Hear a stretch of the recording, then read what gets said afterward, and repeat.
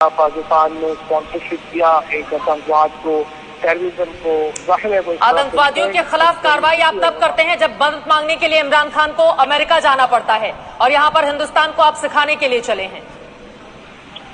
नहीं, हमने तो आतंकवादियों के खिलाफ कार्रवाई की है। कुलभूषण जाधव की अरेस्ट जो है वो इस सिलसिले में बड़ा वाज़ेह आपके सामने पैगाम है, और जाहिर है कि जो भी और टेररिस्ट हैं उनको हाफिज सईद को लेकर ट्रम्प का ट्वीट तो याद होगा ना आपको, या भूल गए हैं?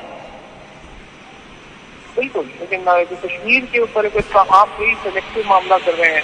कश्मीर के ऊपर आपको ट्रम्प पसंद नहीं आ रहे हैं। सर, कश्मीर के ऊपर चाहे ट्रम्प बोले चाहे कहीं के बड़े नेता बोले, हिंदुस्तान की स्थिति स्पष्ट है।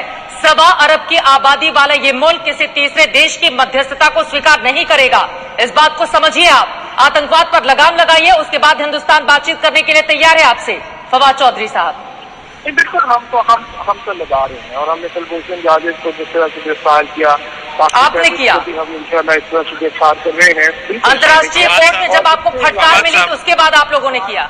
फवाद साहब, आपने तो आईसीजे के फैसले को भी नहीं सर, आप जो कह रहे हैं ना कि हम लोग रैटल्ड हैं, गुस्से में हैं, सर आपके पास टीवी होता तो आपको पता लगता कि हम लोग भी और दुनिया भी कैसे इस समय पाकिस्तान पे हंस रही है।